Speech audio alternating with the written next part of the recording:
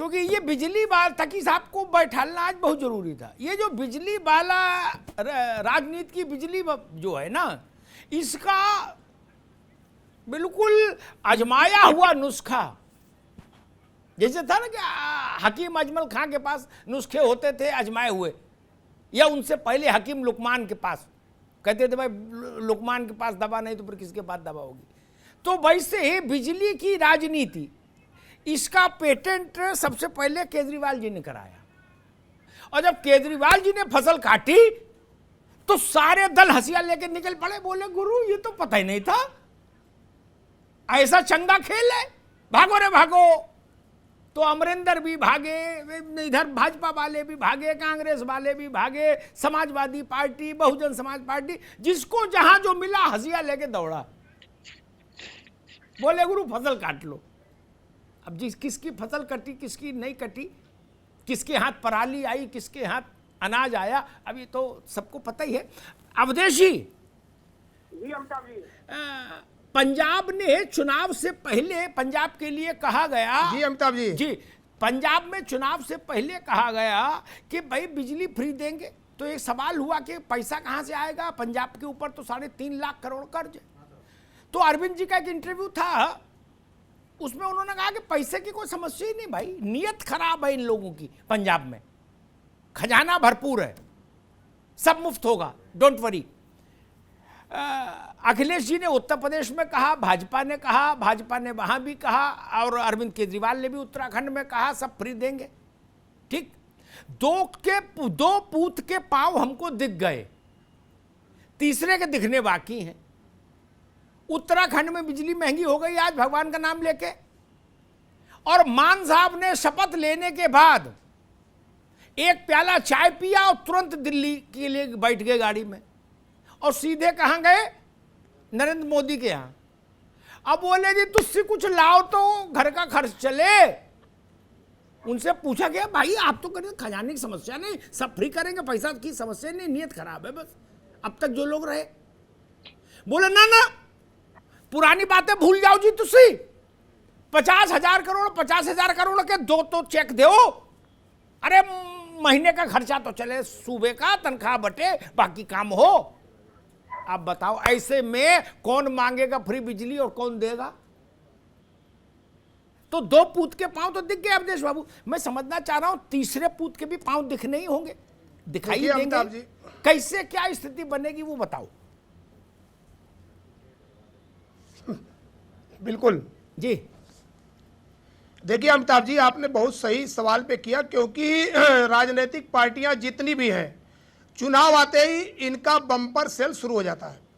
जब चुनाव आचार संहिता लगता है तो सभी राजनीतिक पार्टियों का बम्पर सेल ऑफर आ जाता है, और वो शुरू हो जाते हैं कि भाई ये फ्री ले लो, ये फ्री ले लो, ये फ्री ले लो।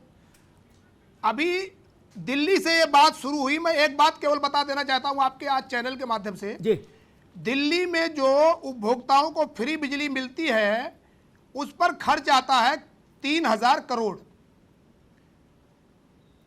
उस पर खर्च आता है 3,000 करोड़। अब आइए उत्तर प्रदेश में, उत्तर प्रदेश में अभी जो सस्ती बिजली उपभोक्ताओं को मिल रही है, उसके एवज में उत्तर प्रदेश सरकार 11,500 करोड़ का सब्सिडी दे रही है, 11,500 करोड़। और अब आइए उत्तराखंड, जहां कल बिजली दरों में बढ़ोतरी की गई। उत्तराखंड में 29,000 उपभोक्ता है टोटल, 25,000 उपभोक्ता घरेलू है, और 100 यूनिट का खर्च करने वाले जो उत्तराखंड के उपभोक्ता हैं उनकी संख्या 18 लाख। और कल बिजली दरों में जो बढ़ोतरी की गई 10 पैसे से लेकर 15 पैसा 16 पैसा, उसमें सबसे ज्यादा बढ़ोतरी की गई है जो इलेक्ट्रिकल चार्ज मशीनें जो कारें आ रही हैं उनकी, और घरेलू की भी 15%, 10%, 15 पैसा 10 पैसा 12 पैसा की बढ़ोतरी की गई। अमिताभ जी, एक चीज मैं आपको बताना चाहता हूं कि मैं बार बार राजनीतिक पार्टियों के नेताओं से सबसे बात की कि भाई आप सस्ती बिजली तो दे सकते हो, महंगी बिजली का विकल्प बहुत दूर तक नहीं चलेगा, आप पब्लिक को बेवकूफ क्यों बनाते हैं? उस समय कोई भी राजनीतिक पार्टियां ये बात सुनने को तैयार नहीं होती। अब मैं बात बताना चाह रहा हूं कि उत्तर प्रदेश का भी आपने सवाल किया, उत्तर प्रदेश में भी चुनाव जैसे खत्म हुआ तुरंत बिजली दर का प्रस्ताव ARR दाखिल हो गया नियामक आयोग में। अब किसी दिन भी बिजली दर का प्रस्ताव दाखिल होना है। आप उत्तर प्रदेश का नंबर भी आपको 1 महीने के अंदर आ जाने वाला है कि क्या होगा।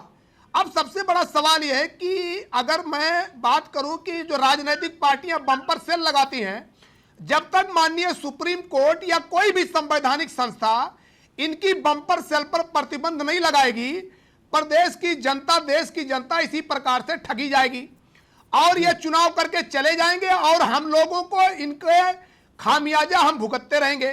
तो जितनी राजनीतिक पार्टियां हैं, मैंने तो जब चुनाव शुरू हुआ मैंने सबसे कहा, चाहे वो माननीय अखिलेश यादव जी हो, चाहे भारतीय जनता पार्टी के माननीय ऊर्जा मंत्री हो, चाहे वो कांग्रेस पार्टी की माननीय प्रियंका गांधी जी, वो सबसे मैंने कहा कि आप जो ये फ्री की बिजली ले लो, आधी बिजली ले लो, सस्ती बिजली ले लो, आपके पास कोई भी उपाय है? आपको जानकर आश्चर्य होगा, जो दिल्ली में आज फ्री बिजली की बात चल रही है, दिल्ली के एक नेता ने हमसे कहा कि वर्मा जी लाइन लॉस कम करके बिजली फ्री कर दूंगा। हमने कहा आपको जानकर आश्चर्य होगा कि लाइन लॉस, उत्तर प्रदेश देश का एक ऐसा राज्य है जहां पर 20% लाइन लॉस भले है, लेकिन वहां पर हम 11% लाइन लॉस में टैरिफ तय करते हैं और वहां सस्ती बिजली के एवज में 11,500 करोड़ सब्सिडी सरकार दे रही है। तो उत्तर प्रदेश में 3 करोड़ उपभोक्ता है, पूरे देश में 25 करोड़ उपभोक्ता है और आपके उत्तराखंड में 29 लाख उपभोक्ता केवल है। दिल्ली में केवल 3,000 करोड़ खर्च करते हैं और 300 यूनिट तक, 200 यूनिट तक फ्री दे देते हैं। उत्तर प्रदेश तो 11,500 करोड़ दे रहा है। तो इस प्रकार का छोटा राज्य में तो ये सब प्रैक्टिकल कर सकते हो बजटरी प्रोविजन करके। बड़े राज्य में बजटरी प्रोविजन करेंगे कि अगर आप, तो कहीं न कहीं हमारे ऊपर टैक्स लगाएंगे, हमारे ऊपर कहीं न कहीं चार्ज करेंगे। तो इस प्रकार से राजनीतिक पार्टियों से, और बहुत अच्छा आपने मुद्दा उठाया अमिताभ जी, इनकी घोषणाओं पर अब इनको बीच में आना चाहिए। अब ये बताएं कि आपका जो एजेंडा था, भले वो नहीं आप सरकार बना पाए, लेकिन उस एजेंडे को आप जग जाहिर करो। जरा हम देखूं आपके पास कौन नोट छापने वाली मशीन है। तो ये जनता को बेवकूफ बनाने वाले लोग, राजनीतिक पार्टियां जो जनता को बेवकूफ बना रही थी, अब उनकी पोल खुलना शुरू हो गई है। और उन राजनीतिक पार्टियों को मैं फिर निवेदन करूंगा, वो पब्लिक को साफ गोई से बताएं। ठीक है अवधेश जी, मैं दोबारा में जब आपके पास आऊंगा तब ये समझूंगा कि अगर उत्तर प्रदेश में सरकार अपने चुनावी वादे को अमली जामा पहनाए कि सारे किसानों को बिजली मुफ्त, तो कितना बड़ा आर्थिक बोझ सरकार के ऊपर आएगा और क्या सरकार उस आर्थिक बोझ को बिना कोई और टैक्स लगाए सहन कर सकती? तब आगे पूछूंगा। आर.के. मिश्रा साहब, आपके पास सीधे आ रहा हूं। हमको मालूम है जन्नत की हकीकत क्या है, हमको मालूम है जन्नत की हकीकत क्या है, दिल को बहलाने के लिए गालिब ये ख्याल अच्छा है। तो चुनाव में आप सब लोग सबका दिल बहला देते हो। जनता जो पूछे, अरे बोले चिंता ही ना करो, बोले 1-1 प्लेट रसमलाई सबको, बोले रोज फ्री। चलो भाई, देसी घी तक तो आप लोग आ ही गए क्या? देसी घी तक तो आ ही गए क्या? अब तो पंजीरी के लड्डू बचे फ्री बटने को क्या?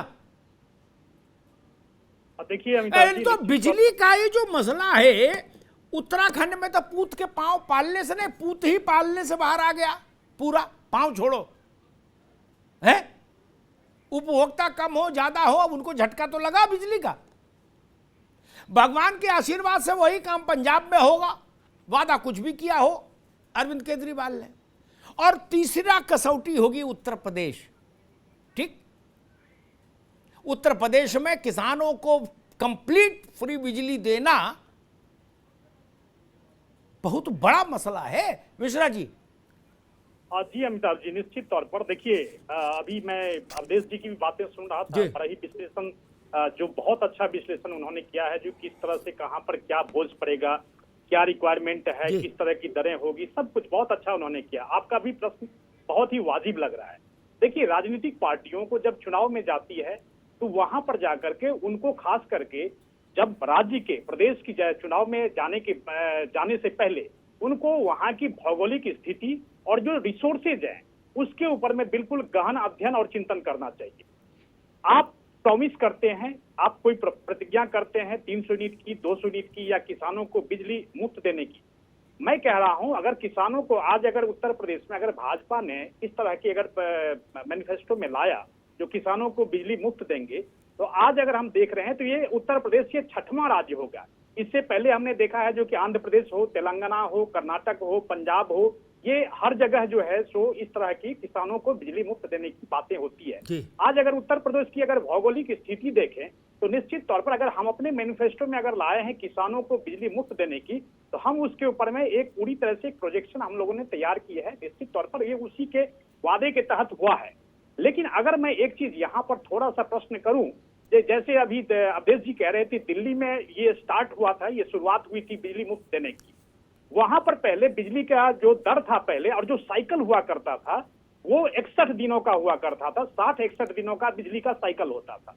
और उस साइकिल को अब क्या कर दिया गया तो 30 दिन का कर दिया गया। लेकिन जो फिक्स चार्जेज है वो फिक्स चार्जेज 30 दिन वाले में भी आता है और 61 दिन वाला जो साइकिल था उसमें भी था। तो पहले एक बार करके लिया जाता था, लेकिन जब उसको डिवाइड कर दिया गया, उस साइकिल को 2 कर दिया गया, तो वो फिक्स चार्जेज इसमें भी आ गया और उसमें भी आ गया। उसके बाद फिर इन्वायरमेंट टैक्स हो गया, बहुत सारे टैक्सेस लगा करके उसको वितरित किया गया। आज हम लोग इस लुभावने में रहते हैं जो कि हाँ ये 200 यूनिट का बिजली जो है सो फ्री कर दिया गया है। हम इस लुभावने में जाने से पहले हम भी खुद इस चीज को देखें और परखें, उसके बाद जाकर के हम राजनीतिक पार्टियों को उसको अपना जनादेश देने की या जनमत देने की कोशिश ठीक है मिश्रा जी, एक छोटा सा 20 सेकंड का ब्रेक लेना है। उसके बाद जब हम आएंगे ना, तो मैंने शुरुआत में इसे कहा था, उस पर मेरे दिमाग में एक सवाल खड़ा होता है।